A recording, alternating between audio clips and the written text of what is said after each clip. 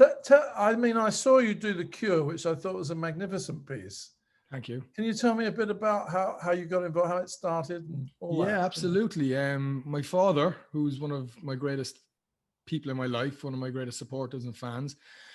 I was home for Christmas for the very first time from New York. The only time I've ever been home for Christmas, back in 2008, I think it was 2007, 2008. The only time I've ever gone home for Christmas, actually, sadly, in my 20 years here in New York. And he was reading the Evening Echo. I'm from Cork in Ireland.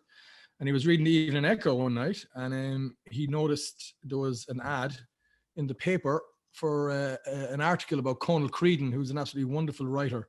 I think he's one of Ireland's great like playwrights, novelists. He's been winning awards all over the place recently for his latest novel.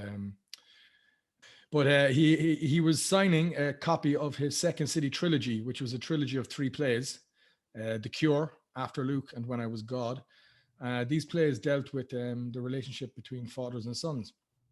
My dad, typical Cork fella, he's like, come on, we'll go in tomorrow and sure, I'll buy you the book for Christmas because I haven't bought you anything.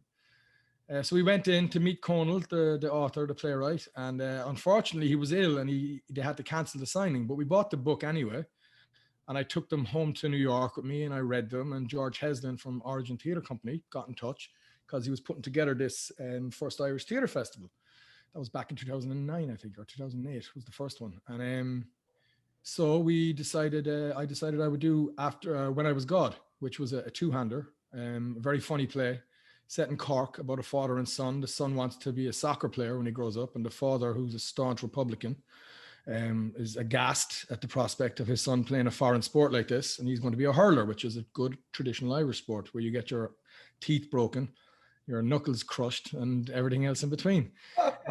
Kieran and Charlotte from the Irish Rep, Kieran O'Reilly and Charlotte Moore from the Irish Rep, came to see it, and they loved it, and they offered to put it on as part of their summer programming in 2009.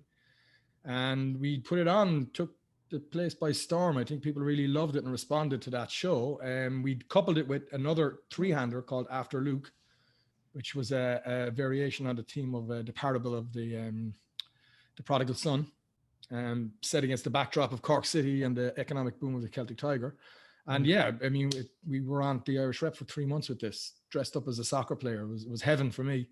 And I've always had it in my mind then. There was the third play was a one-man show called The Cure, which again is about kind of growing up in Cork City and one man's kind of struggle with life in general, with alcoholism, losing his job, you know. It also looks at the historical backdrop of Cork City and a lot of the changes and struggles that it's faced over the past 100 years. Deals with a lot of themes, Catholic Church, all that fun stuff. And I've always wanted to put it on. So in 2014, for the first Irish Festival, I performed it upstairs at my old pub that I used to own, Ryan's Daughter, on the Upper East Side, where many a fine actor has come to prepare for auditions, which they book over a few pints of Guinness. And I was fortunate enough to actually... I was fortunate enough to be nominated and actually win a Best Actor award for the first Irish Festival that year for that production and performance, which was lovely because we did it on a shoestring budget. Tim directed it again. He was very innovative with it.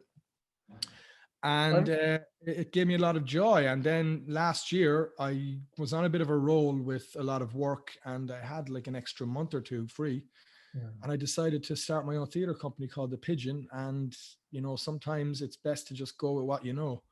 And we decided to perform it again at Arlene's Grocery, another wonderful New York City establishment here in New York, down at the Lower East Side. It's more used to hosting heavy metal punk bands, I think, than theatre. But I always think I think one of the beautiful things about theatre is that you can perform anywhere.